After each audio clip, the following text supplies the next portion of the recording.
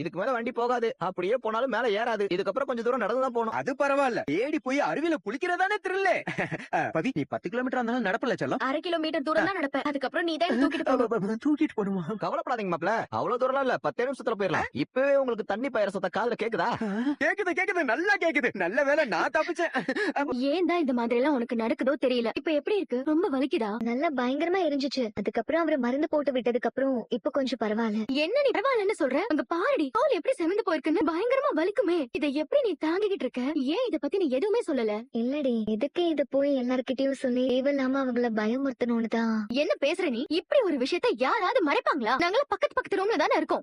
ஏன் கிட்டலாம் இத பத்தி நீ சொல்லவே இல்ல? வண்டியில வரும்போது கூட அமைதியா இருந்துட்டல நீ. இத பாக்கவே எனக்கு எவ்வளவு கஷ்டமா இருக்கு தெரியுமா? கொதிக்க உன் மேல சுடு தண்ணி பட்டப்போ நீ எப்படி அதை தாங்கி இருப்ப? விட்ரி, நேரமே சரியில்லை. நல்ல வேலை உனக்கு எதுவும் ஆகலல்ல, அது வரைக்கும் சந்தோஷம் தான். சரி வாங்க போலாம் வாங்க. போலாமா?